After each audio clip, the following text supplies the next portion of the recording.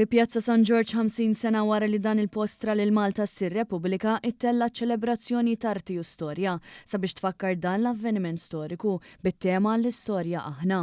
Il-11 il-President tar-Repubblika Miriam Spiteri de Bono, 50 sena wara li Serentni Mamo sellem lil poplu Malti bħala President għall-ewwel darba, tkellmet dwar kif pajjiżna irid ikompli jaħdem għal ġid tuliedu sabiex isem Malta jibqa' tiela l fuq.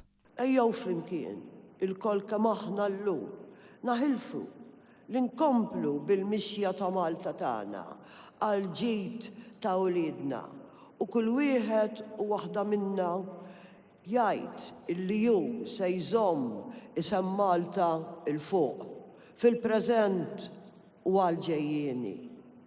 Viva l-poplu Malti u Awċi, viva Malta tagħna, ir-Repubblika li nħobbu. Il-Prim Ministru Roberta Bela aċċenna l-importanza tal-kwalità tal-ħajja fejn iċ-ċittadini jkunu kburin pajjiżhom u jkollhom lok li qattaw ħin ta' kwalità ma' dawk eżies għalihom. Il-kwalità tal-ħajja tan-nies ta' dan il-pajjiż.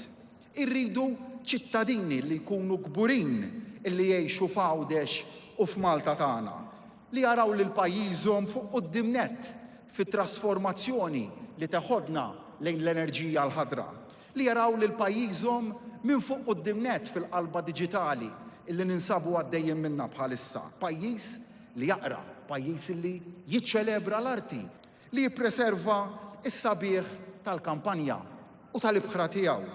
Żied jispjega kif 50 sena wara il-poplu qed iġeddet il-ħolma tiegħu hekk kif għadha pajjiżna se jkun aqwa millum.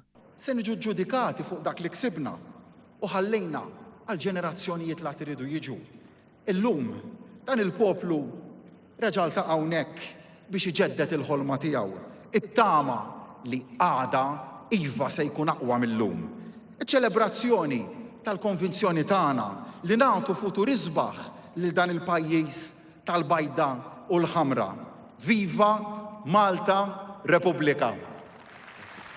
Indirizza din iċ-ċelebrazzjoni wkoll il-Ministru għall-Wirt Nazzjonali, l-Arti u l-Gvern Lokali Owen Bonnici.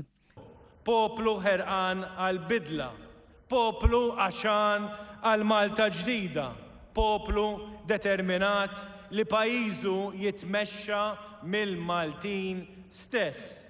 50 sen ilu feċ fil-gallerija tal-Palazz Malti li tama lil-ħutu Maltin. Dan l-ispettaklu organizzat mill-Gvern ta' Malta permezz ta' Festivals Malta u mill-Fondazzjoni Ċelebrazzjonijiet Nazzjonali involva aktar minn 400 persuna jaħdmu fuq produzzjoni artistika mill-isbaħ.